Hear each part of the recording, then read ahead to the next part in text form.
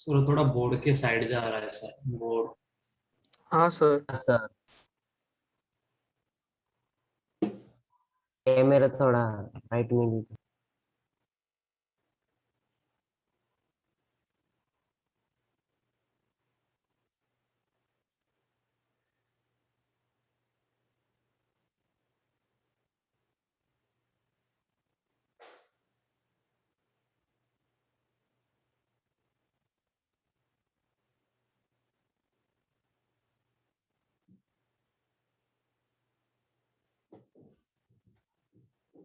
Principle of atomic conservation.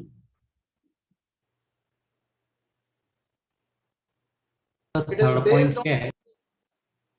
balancing is not required in this method. Even if balanced reaction is given, we don't need to use stoichiometric coefficient. It is based on conservation of atoms during a reaction. That is, number of moles of atom of an element in reactant site must be equal to number of moles of the same element, number of moles of atom of same element in the product site. So atoms cannot be created nor be destroyed. जितने atoms किसी भी एक element के reactant side में होंगे उतने ही moles of atoms product side में होंगे. मैं example हुआ तो और अच्छे से समझ में आएगा.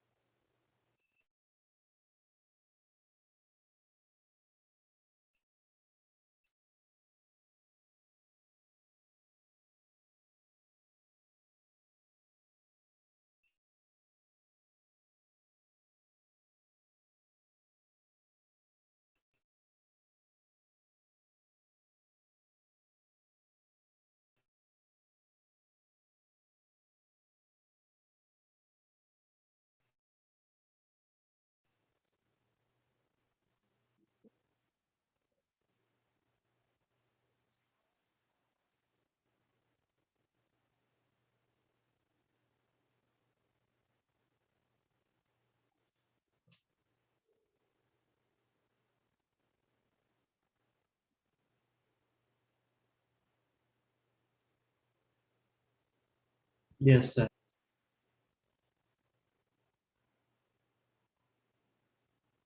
चलो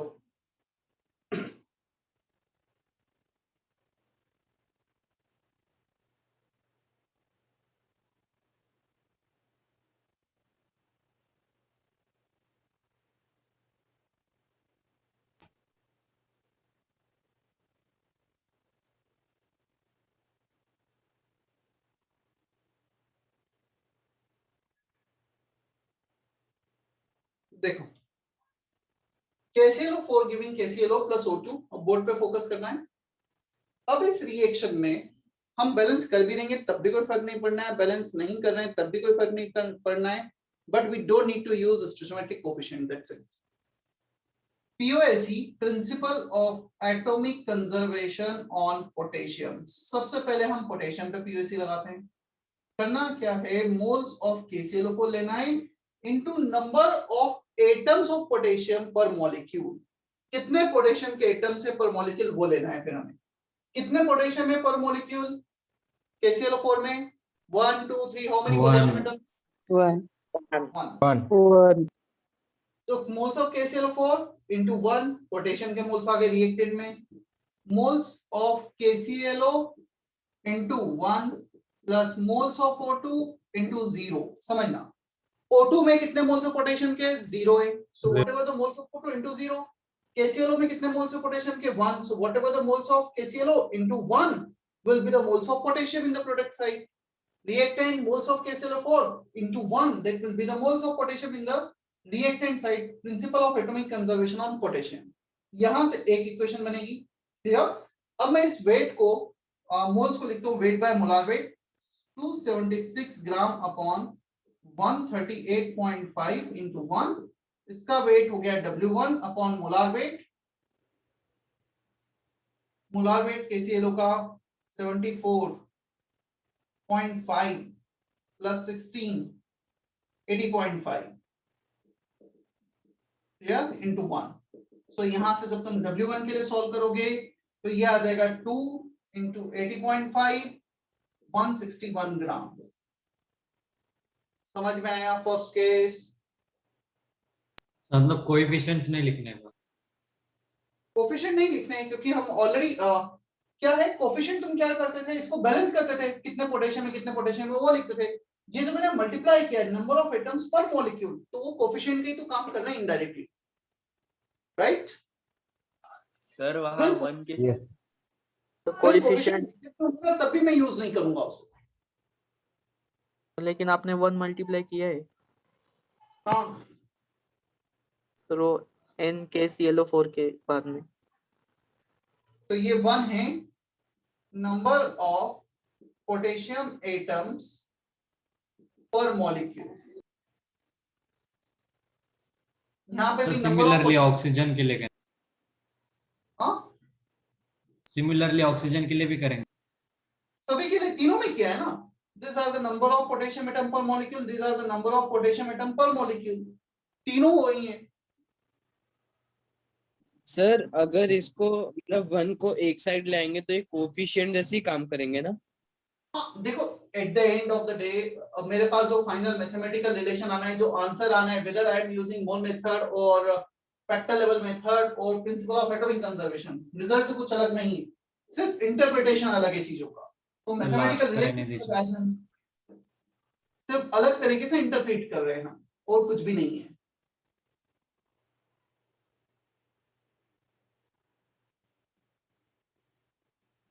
POSE on oxygen,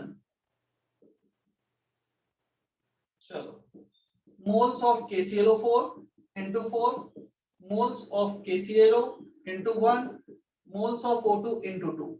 अब ये 4, ये 1, ये 2, number of oxygen atoms per molecule।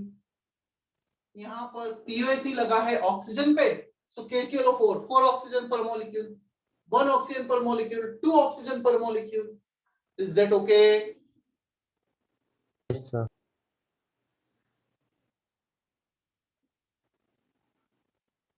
इसको हम लिखते हैं 276 अपॉन 122.5 138.5 into 4, इसका weight 161, molar weight 80.5, number of moles into 1, इसका वेट W2 एज्यूम किया है, मोलार वेट 32 into 2। जितने भी प्रोडक्ट है सभी में ऑक्सीजन को ऐड कर दिया, जितने भी रिएक्टेंट है, एक ही रिएक्टेंट था, एक से ज्यादा होता तो उसमें भी ऑक्सीजन को ऐड कर देते। अब W2 के लिए सॉल्व करते हैं। ये आएगा 2 into 4 8, ये आएगा 2 माइनस कर दिया, ये आएगा 16 into 16 W2। सो W2 हो जाएगा 16 6 96 ग्राम।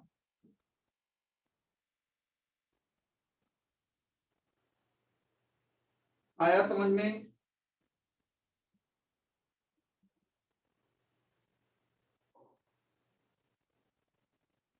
Yes sir.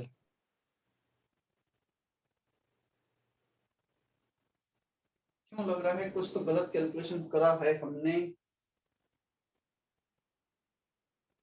कुछ तो गलत कैलकुलेशन हुआ है, एक मिनट मुझे चेक करने दो। ये मास कंजर्व नहीं हो रहा है। इसका मॉलिक्यूलर मास सर 138.5 into 4 8 हो गया।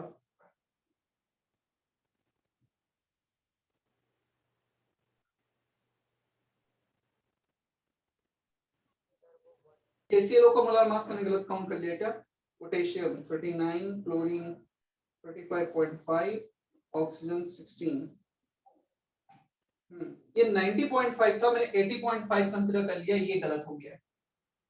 मैंने 90.5 को 80.5 लिख दिया है। सो ये आ जाएगा 181 इंस्टेड ऑफ 161। यहाँ पर भी 181 ये चेंज कर लेना, 161 को 181 करना, 80.5 को 90.5 करना है हमें। क्लियर?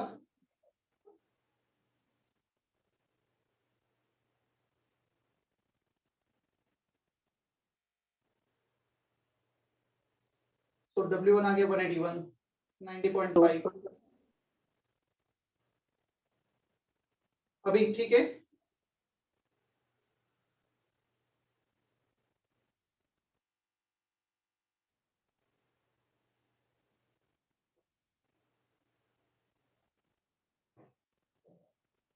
क्या गलत हो रहा है अभी भी?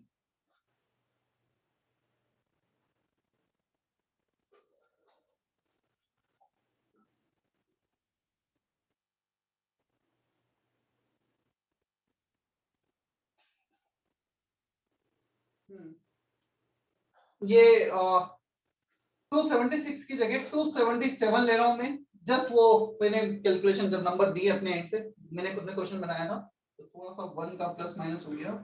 277 by 138.5 इज एग्जैक्टली 2। 276 एग्जैक्ट 2 के अप्रोक्सीमेट आएगा, इसलिए वो मास कंजर्व नहीं हो पा रहा था। तो ये 277 कर दिया हमने, यहाँ पे भी 277 कर दिया। अब सब कुछ सही है। ठीक है? और मुझे कैसे पता चला कि कुछ गलत हो रहा है? मैंने जस्ट मास कंजर्व करके देखा, W1 प्लस W2 इतना आना चाहिए, तो वो मैच नहीं हो रहा था। मुझे क्लिक हुआ कि कुछ तो गलत हुआ है हमसे, इन दोनों का एडिशन इतना आना चाहिए। तो बोल सकते हैं दो सिली मिस्टेक्स मैंने भी की यहाँ पर, which can not be consider to be zero. Silly mistakes होती हैं, हम उसको बस मिनिमाइज करने की कोशिश करें।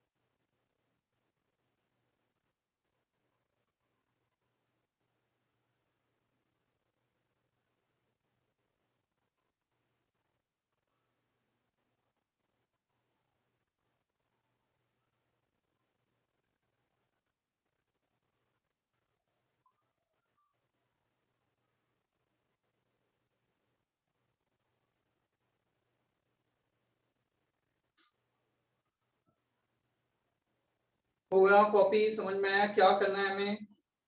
Yes sir. Yes sir.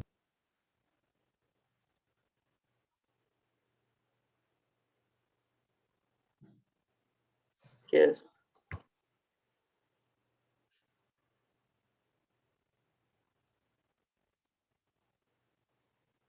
Generally POAC पता है हम कहाँ पे यूज करते हैं? जहां हम रिएक्शन को इजीली बैलेंस नहीं कर सकते हैं। ए ने बी दिया, बी ने सी दिया, सी ने डी दिया, और ए में कोई एक पर्टिकुलर एलिमेंट है वो सारा का सारा फाइनली डी बना रहा है, डी में कन्वर्ट हो रहा है। तो जहां हमें ऐसा लगता है एक पर्टिकुलर एलिमेंट कंजर्व है from the initial reactant to the final product, तब हम पीओसी यूज कर सकते हैं। हम रिएक्शन को लिख नहीं सकते, हमें सारी इंफॉर्मेशन नहीं है, तब हम पीओसी को यूज करते हैं। जैसे हम एग्जांपल्स देखेंगे तो हमें थोड़ा सा समझ में आने लगेगा कि कब पीओसी यूज होगा, राइट? यस मैं यस एक sir. Concept Yes, of sir. Limiting बता देता हूँ, फिर दोनों के क्वेश्चन हम साथ में करते हैं।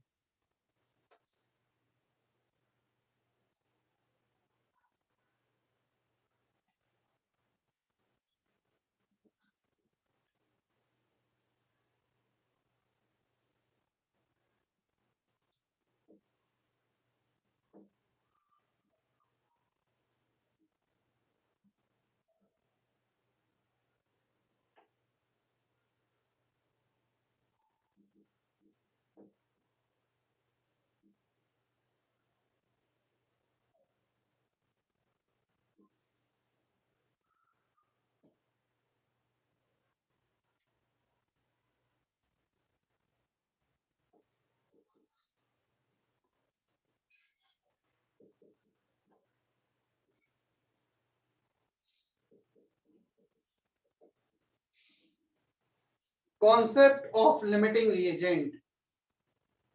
We had seen all three methods of stoichiometry. अब यदि उसमें लिमिटिंग रिएजेंट आएगा तो हमें कैसे डील करना है ये हमें देखना है। अब क्वेश्चन आता है व्हाट इज लिमिटिंग रिएजेंट, वो क्या होगा? चलो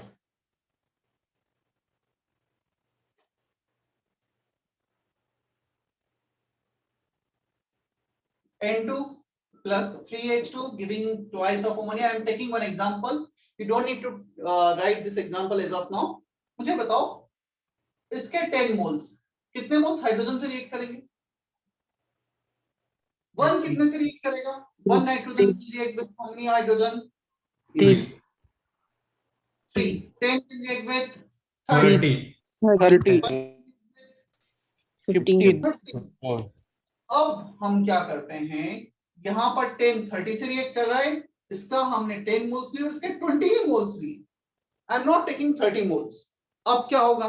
दे are not present in stoichiometric ratio. Clear? देखो यह मैं एक सिंपल नंबर लेता हूं तो मैं थोड़ा सा और समझ में आएगा। उसको मैं 20 की जगह 40 ले लेता हूं। जब इसका 10 मोल्स रिएक्ट करेगा, 10 में से 10 रिएक्ट कर गया, कितना बचा? 0 बचा।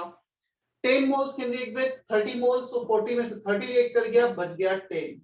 मतलब यहां पर एक रिएक्टेंट ऐसा भी है जब स्टोइचोमेट्रिक रेशियो में हम उन्हें नहीं ले रहे हैं तो वो एक्सेस में है, वो बच जाएगा रिएक्शन के बाद। एक बार यदि नाइट्रोजन कंज्यूम हो गया, अब मेरे पास तो नाइट्रोजन ही नहीं है, सिर्फ हाइड्रोजन है, क्या अकेला हाइड्रोजन अमोनिया बना पाएगा? क्या फिजिबल है? एक ही बना दे? नो सर कहां पे रुक जाएगा? जैसे ही ये रिएक्टेंट कंज्यूम हो जाएगा। reactant which gets consumed first during a chemical reaction is called limiting reagent. वो रिएक्टेंट जो सबसे पहले कंज्यूम हो रहा है किसी भी रिएक्शन में, उसे हम लिमिटिंग रिएजेंट कहेंगे। लिमिटिंग रिएजेंट जो रिएक्शन को लिमिट करेगा, उसके आगे रिएक्शन को रोक देगा, वहीं पे रिएक्शन रुक जाएगी उसके खत्म होने के बाद। क्लियर? ऐसा कब फिजिबल होगा? जब दो या उससे ज्यादा रिएक्टेंट्स और उनके इनिशियल अमाउंट स्टोइचोमेट्रिक कोफिशिएंट रेशियो में नहीं है। यदि स्टोइचोमेट्रिक रेशियो में होता तो सारे ही लिमिटिंग रिएजेंट होते, सब एक साथ कंज्यूम हो जाते। Clear? So this concept is useful when 2 or more reactants are given with their initial amount which are not in the ratio of their stoichiometric coefficient. So 10 moles react with 30 moles, ये excess reagent, ये limiting reagent. 10 can react with 30 to produce 20. तो 20 बनाए, किसने decide किया? ये decide हुआ है 10 से। जो लिमिटिंग रिएजेंट है वो डिसाइड करेगा, क्योंकि वो खत्म हो जाएगा तो उसके बाद रिएक्शन होगा नहीं, तो उसका जितना भी अमाउंट लिया है वो डिसाइड करेगा कि कितना प्रोडक्ट बनेगा, कितने दूसरे रिएक्टेंट रिएक्ट करेंगे। क्या इतना क्लियर है अभी? Yes, Yes, sir. Yes, sir. Yes, sir. Sir वो एक एग्जांपल को वापस लीजिए ना उसको। मैं एक नहीं बहुत सारे एग्जांपल हुआ, ये तो जस्ट अभी मैंने लिमिटिंग एजेंट क्या होता है, मैं कुछ थ्योरी लिखने के पहले मैंने वो एग्जांपल ले लिया। अब मैं पहले थ्योरी लिखता हूँ फिर फर्दर एग्जांपल लेता हूँ। एक दो इलिस्ट्रेशन भी ली। लिमिटिंग एजेंट एलआर से डिनोट होता है।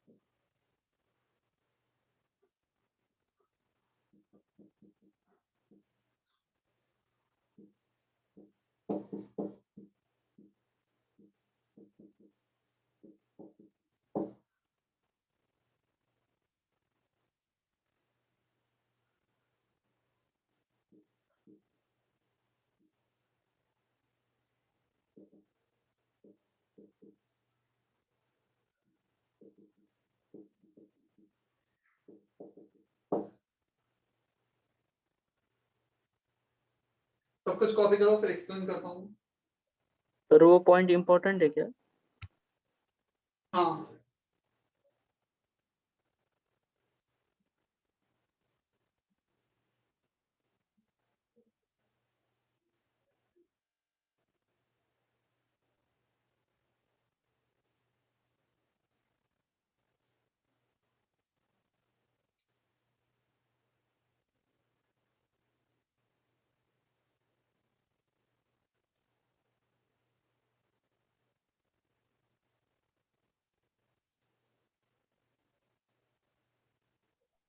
सर वो लास्ट पॉइंट क्या है?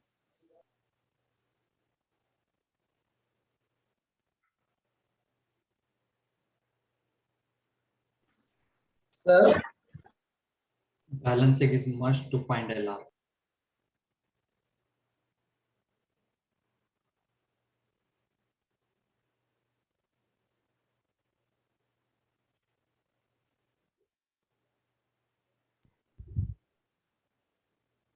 Done, sir.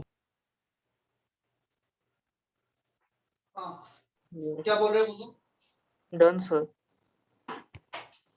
Sir. देखो, limiting reagent LR is the reactant which gets consumed first during the reaction.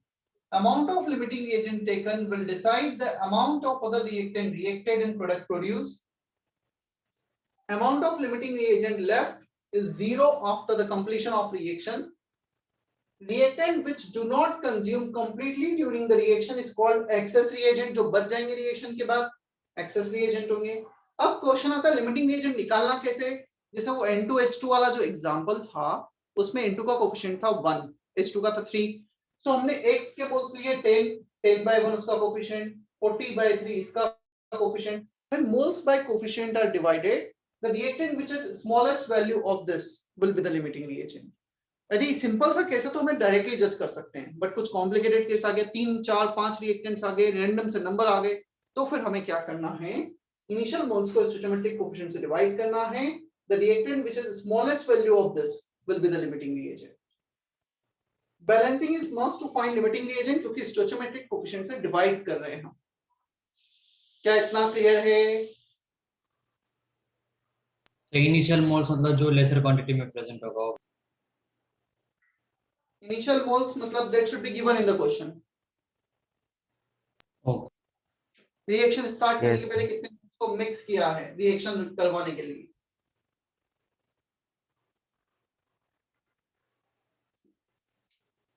देखो, अब मैं इसका एक काफी डिटेल वाला एग्जांपल पहले मैं करता हूं, फिर बुकलेट के कुछ क्वेश्चंस करेंगे हम. लिमिटिंग रिएजेंट का कॉन्सेप्ट, पहले तो लिमिटिंग रिएजेंट हम निकालेंगे. Once we get the limiting reagent तो उसके बाद फिर हम कुछ भी यूज कर सकते हैं. either we can use mole method, principle of atomic conservation, factor level method, जो हमें लग रहा है. जनरली मोल मेथड यूज कर लेते हैं क्योंकि बैलेंस रिएक्शन रहता है.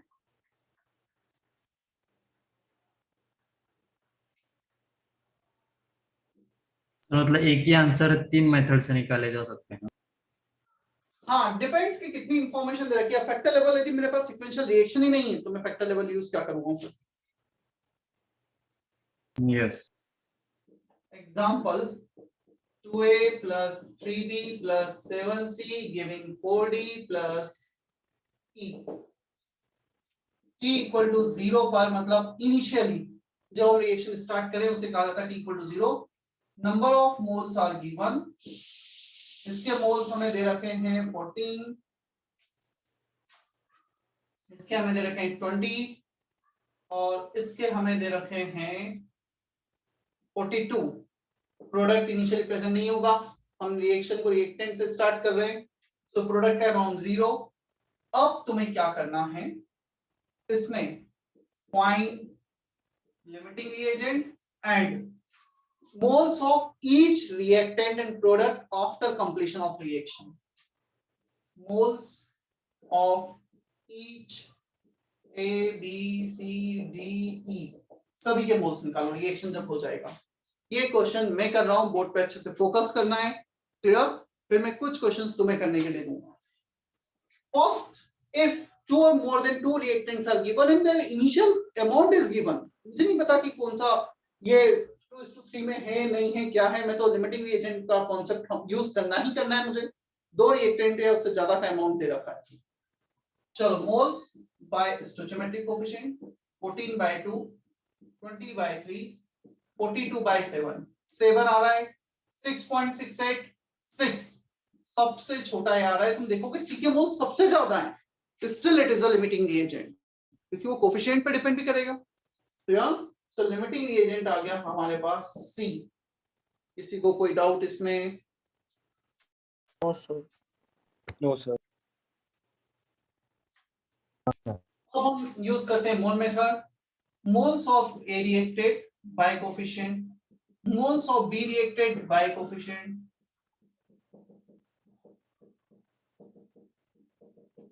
चलो, अब ए और बी के भी मोल्स दे रखे हैं। This are the moles taken, not compulsory कि जितने हमने मोल्स लिए सारे के सारे रिएक्ट कर जाएं। यहाँ पे यूज होता है मोल्स रिएक्टेड। तो सी लिमिटिंग रिएजेंट है, जितने मोल्स लिए सारे रिएक्ट करेंगे। इसे हम 42/7 लिखेंगे, बचे हुए सभी को कैलकुलेट करेंगे।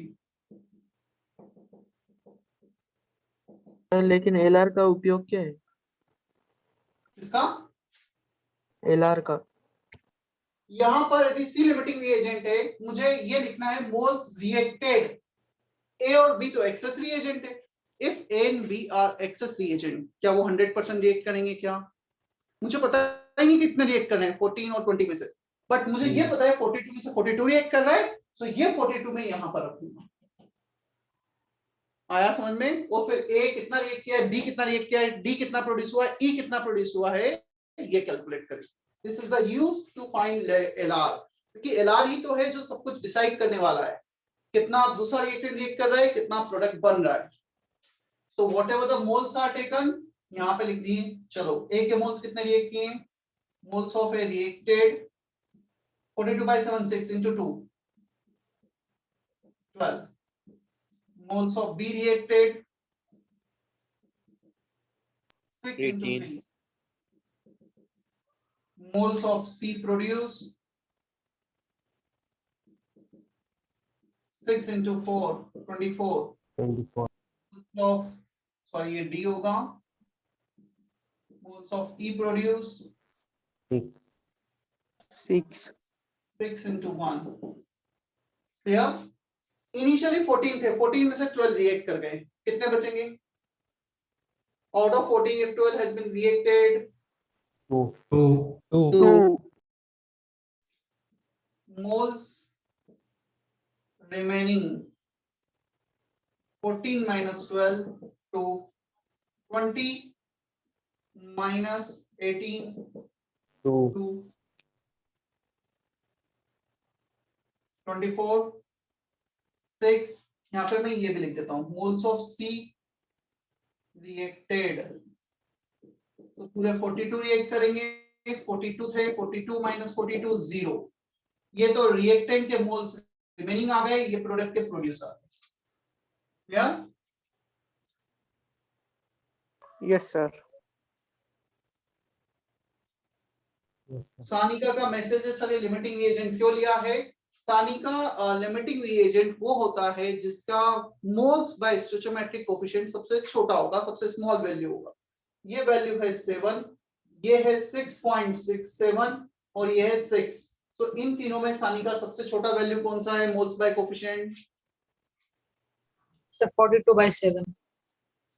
That's why it is limiting reagent. Clear Sanika?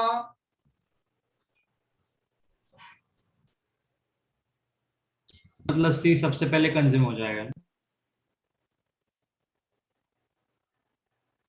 Sanika, can you hear me? Yes, sir. हाँ, Yes, तो it's C clear. सब- Thank you. सी सबसे पहले कंज्यूम हो जाएगा, और जब सी कंज्यूम हो जाएगा तो रिएक्शन रुक जाएगा।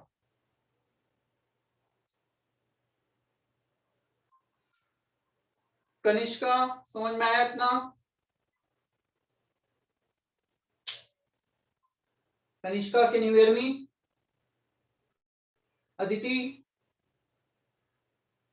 आयुष काले, Ayush Goyal, Yes, sir. Yes, sir.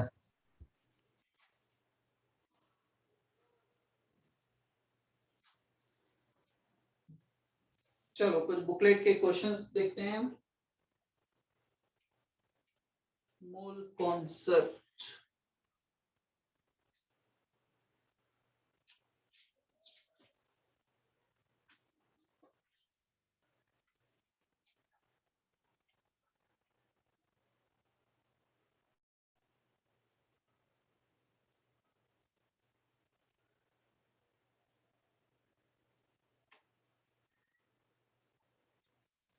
Exercise 1 part 2।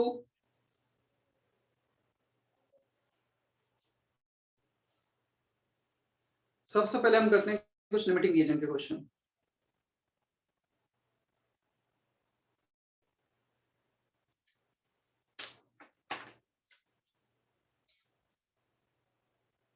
एक मिनट लिख ले। सर थोड़ा Part 2, exercise 1, D1, D1 and D3.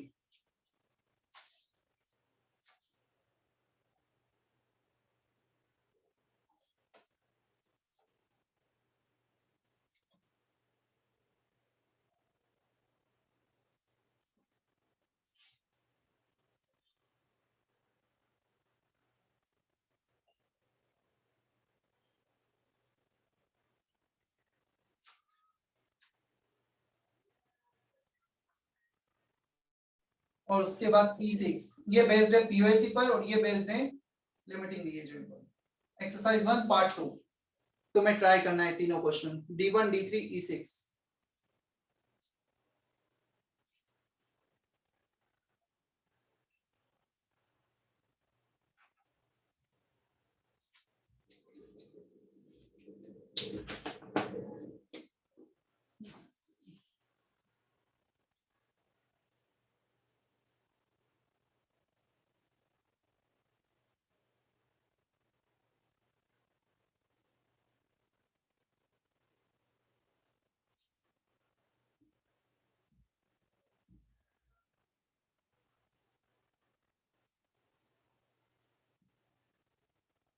Exercise 1 ना। Exercise 1 part 2।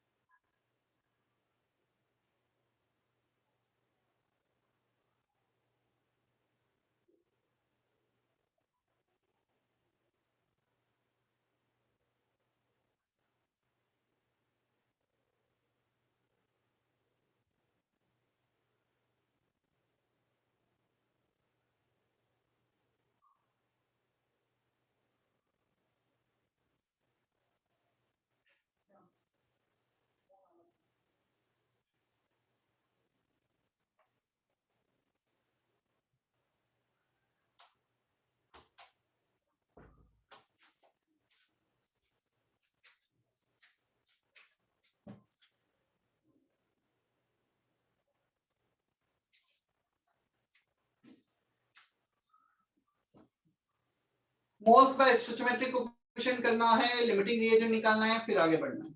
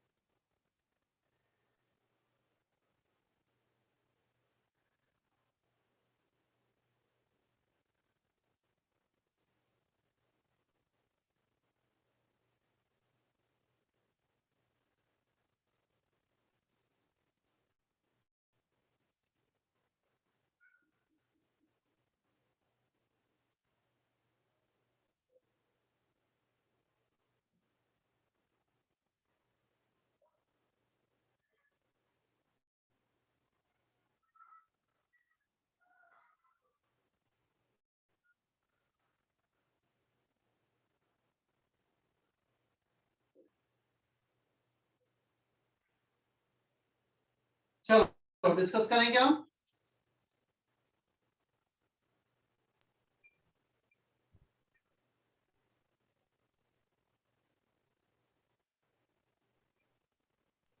Yes, sir.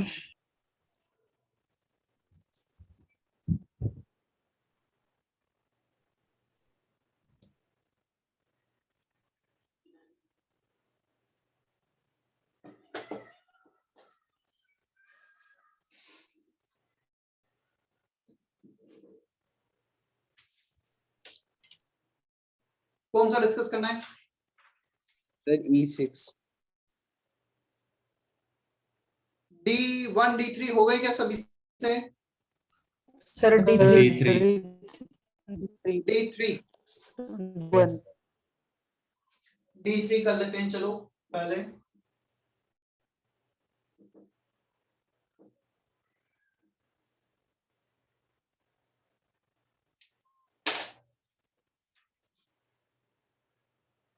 Two x plus 3y can react to give x2 y3. It is given in the question x2 y3 compound is formed, तो definitely 2x और 3y से बना होगा ये compound. Equal weight are taken. तुम्हें जो अच्छा लग रहा है equal weight ले लो, W ले लो, 100 ग्राम ले लो, मैं 74 ग्राम ले लेता हूँ क्योंकि वो 36 और 24 से divisible है, तो भाई whole number आ जाएगा मेरे लिए. So equal weight 74 ग्राम ले लिया हमने initially दोनों का. मोल्स निकाल लेते हैं, weight by molar weight 36 इसका मोलार वेट है, so 2 मोल्स, इसका है 24 तो 3 मोल्स. गलत नहीं कर रहे ना, x2 y3 y का 24 और मैंने इसको बराबर है। 74 की जगह 72 लेता हूँ. 72 by 36 2 मोल्स, 72 by 24. अब मोल्स आ गए हमारे पास. मोल्स बाय स्टोइचोमेट्रिक कोएफिशिएंट करो, 2/2 3/3 दोनों इक्वल आ रहे हैं. सो ये क्वेश्चन लिमिटिंग रिएजेंट का बचा ही नहीं क्योंकि स्टोइचोमेट्रिक रेशियो में आ गए वो. So x is limiting reagent, no. y is limiting reagent, no. Both are basically limiting reagent, दोनों एक साथ खत्म होंगे. No reactant is left over in mass of x2 y3 formed will be double. यदि 100% रिएक्ट कर जाएंगे तो definitely 72 + 72 total इसका वेट डबल हो जाएगा. Mass conservation. ठीक है, यदि कोई रिएक्टेंट नहीं बचा है, हमारे पास दोनों का इक्वल वेट है, तो फाइनली प्रोडक्ट का वेट डबल हो गया. C option is correct for D3. Is that okay? Yes. Yes, sir. क्या D1 भी बताना है क्या?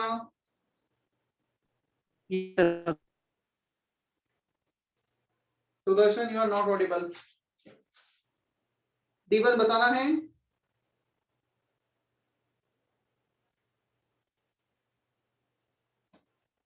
E6 based on POAC. देखना कैसे थॉट देना है क्वेश्चन में. हमें कैसे पता चलेगा कि इसमें POAC ही यूज करना है? ये बहुत बड़ा क्वेश्चन मार्क है सर. हमें कैसे पता चलेगा कि कौन सा मेथड यूज करना है?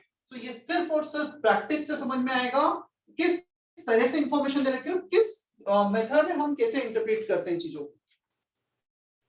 इन gravimetric determination of phosphorus and act नहीं, मैं E7 पढ़ने लगा. E6 0.05 mole of LiLH4 in either solution was placed in a flask containing 74 gram of tertiary butyl alcohol. The product is this LiL something weighted 12.7 gram. If lithium atoms are conserved, चलो यहाँ तो बोल ही दिया lithium atoms are conserved. मैं reaction तो तुम्हें क्या, मुझे भी नहीं पता चल रहा है कि रिएक्शन क्या होगा एग्जैक्टली. LiLH4 में वो टर्शियरी ब्यूटाइल अल्कोहल और कैसे क्या बनेगा, इवन मुझे भी नहीं पता चल रहा है. सिर्फ मुझे इतना पता चल रहा है, the whole lithium from LiLH4 is converted to that final product. Clear? Percentage yield हमें बताना है. E6 सो LiAlH4 से लिथियम का कोई लॉस नहीं है, वो कन्वर्ट हो रहा है LiAlHC12H27O3. इसके 0.05 मोल्स हैं. चलो इसके मोल्स को हम एज्यूम कर लेते हैं small a. POAC on lithium, moles of initial reactant into 1 lithium per atom, moles of this substance into 1, यहाँ पे भी lithium 1 है. तो इसके भी theoretically 0.05 मोल्स आने चाहिए। क्लियर? सो थ्योरेटिकल मोल्स आ गए हमारे पास इस सब्सटेंस के 0.05। अब हमें उसमें एक्चुअली कितना बन रहा है वो भी दे रखा है। कितना बन रहा है? 12.7 ग्राम। इसका हमें 12.7 ग्राम दे रखा है एक्चुअल, ये तो थ्योरेटिकल कैलकुलेशन पे है। So actual moles of this substance in 12.7 upon molecular mass. किसने कैलकुलेट किया है क्या इसका मोलिकुलर मास? किया है किसी ने? Lithium 7, aluminium 27, hydrogen 28, carbon 12 into 12, oxygen 6 into 3 48, ये आ रहा है 254। So 12.7 divided by 254, ये एग्जैक्टली आ रहा है 0.05। मतलब थियोरेटिकल और एक्चुअल दोनों सेम आ रहे हैं। यदि थियोरेटिकल और एक्चुअल सेम आ रहे हैं, एक्चुअल प्रोडक्ट प्रोड्यूस इतना दे रखा है 0.05, थियोरेटिकल ये आना चाहिए था percentage yield theoretical upon sorry actual upon theoretical into 100। क्या यही फॉर्मूला लिखा है हमने परसेंटेज यील्ड का?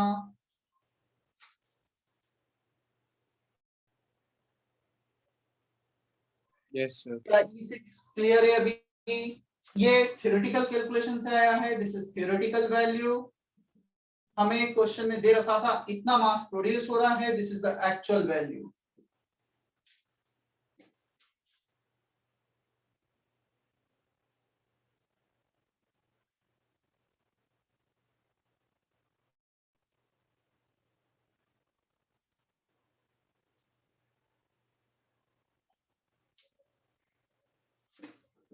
तो 74 ग्राम को नहीं यूज किया हमने।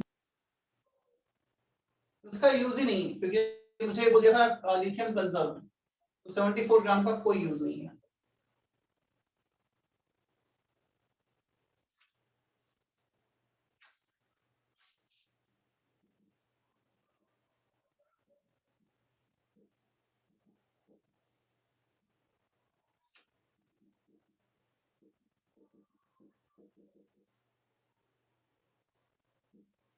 तो नोट्स में लिखना है।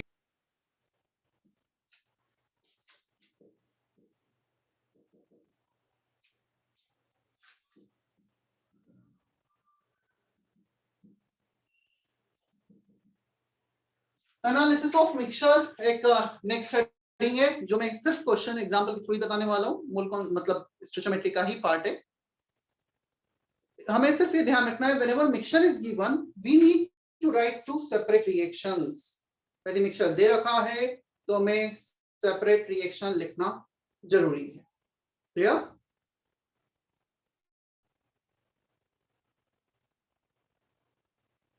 चलो अब इसका क्या मतलब हुआ, मैं एक एग्जांपल ले लेता हूं। अच्छा एग्जांपल है इसका 25.4 ग्राम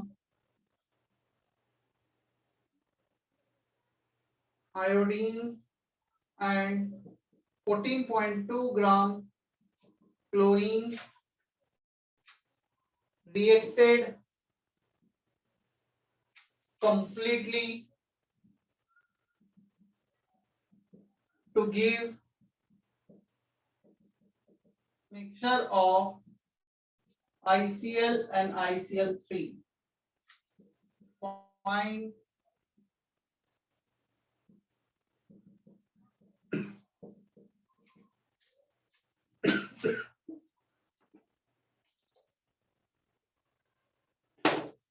देखो I2 and Cl2 वो रिएक्ट कर रहे हैं and they are giving ICl and ICl3। यहां पर ICl जब बनेगा, क्या आयोडीन और क्लोरीन रिएक्ट करके ICl बना सकते हैं? क्या आयोडीन और क्लोरीन रिएक्ट करके ICl3 बना सकते हैं? सो दो सेपरेट रिएक्शन होगा, we are getting mixture of this, मतलब रेशियो इज नॉट फिक्स्ड। जब मैंने if you are writing reaction in this manner I2 plus Cl2 giving ICl plus ICl3 और इसको बैलेंस करोगे तो यहीं पे एक गलत हो जाएगा, क्योंकि यहाँ पे हमसे पूछा गया है क्या मोल्स बन रहे हैं, किस रेशियो में बन रहे हैं, और हमने उसको पहले ही फिक्स कर दिया बनाने के पहले ही। सो नॉट नेसेसरी कि जब मिक्सचर रिएक्ट कर रहा है, ये मिक्सचर मिल रहे हैं, दोनों इन दोनों से मिलके ये बनेगा, अलग रिएक्शन होगा, इन दोनों से मिलके ये बनेगा, अलग रिएक्शन होगा। सो इसमें जो हम मिस्टेक करते हैं, एक ही रिएक्शन लिख देते हैं। We need to write separate reaction. जहां पे मिक्सचर वगैरह कुछ आएगा ना, सेपरेट रिएक्शन लिखो। तो मेरा पहला रिएक्शन आएगा I2 plus ICl giving 2 ICl, balanced reaction. I2 plus Cl2 giving 2 ICl3, balanced reaction. Is that okay? This way of writing reaction is correct. चलो मैं सॉल्व कर रहा हूं, समझ लेना, थोड़ा सा अच्छा क्वेश्चन है। 25.4 gram of I2, moles of I2, कितने मोल्स ऑफ I2?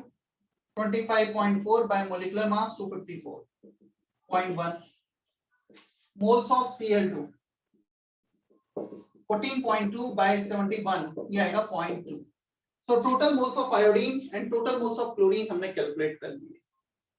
क्या इतना समझ में आता है? Arya, Isha, yes sir. Yash, Sanisha, Sanika? Yes, sir. Yes, sir. अब देखो, मैं ट्राई करूंगा जितने कम वेरिएबल्स उतना बेटर है, क्योंकि कैलकुलेशन इजी बनाने के लिए। यहां से आयोडीन एज्यूम करो, लेट्स से इस रिएक्शन से आयोडीन रिएक्ट कर रहा है x मोल, सेकंड रिएक्शन से टोटल आयोडीन कितना रिएक्ट कर रहा है? 0.1 मोल।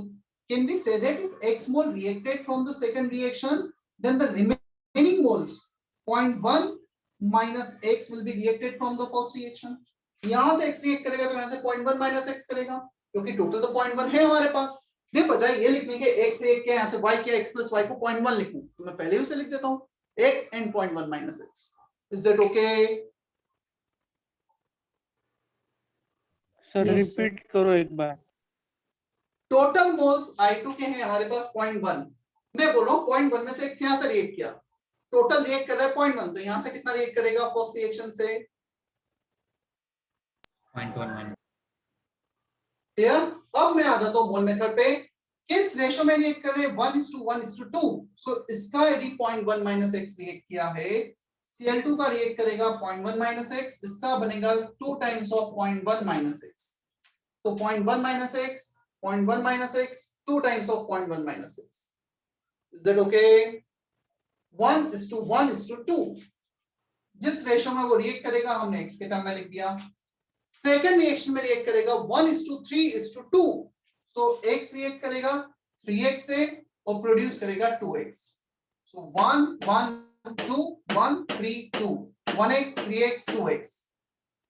Is that okay? Yes sir. चलो अब मुझे x निकालना है, फाइनल मुझे कैलकुलेट करना है इसके मोल्स और इसके मोल्स। x आ गया, यहाँ पे रखेंगे आंसर आ जाएगा। इसका मैंने कहीं भी यूज नहीं किया, अब मैं इसको यूज कर लेता हूं Cl2 को। Cl2 बताओ, Cl2 के टोटल मोल्स कितने दे रखे हैं क्वेश्चन में? कितने मोल्स हैं Cl2 के? So moles of Cl2 is 0.2। First reaction से कितना Cl2 रिएक्ट किया है? 0.1. सेकंड रिएक्शन से कितना किया है? 3x। टोटल कर दिया, 0.2 से इक्वेट किया, सॉल्व करते हैं x के लिए। सो 2x 0.1 x आ जाएगा सॉल्व करने पे 0.05, चेक कर सकते हो। 0.1 बचा, 2x 0.1 by 2 0.05। क्लियर? अब उस x का वैल्यू यहाँ पे रख दो, यहाँ पे रख दो, इन दोनों के मोल्स निकाल लो। सो 2 times of 0.1 minus 0.05 which is 0.05, ये आ रहा है हमारे पास 0.1 और ये भी 0.1।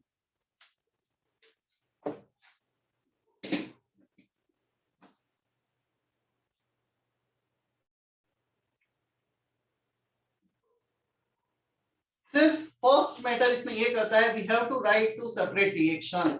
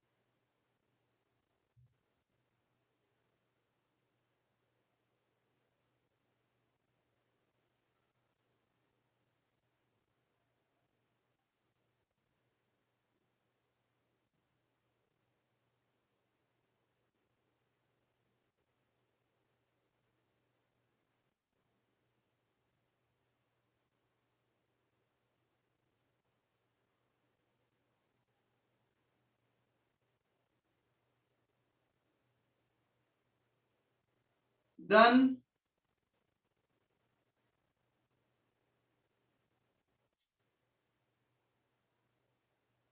कर लिया copy?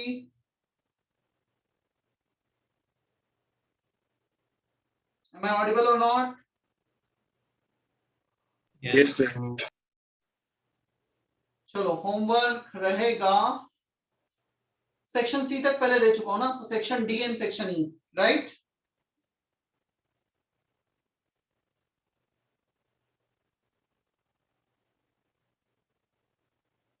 Homework exercise 1 part 1 part 2 both, section D and section E. Next 2 sections.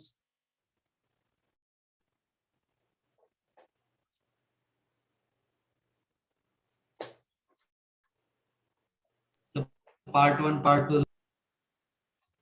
Part 1 part 2 both.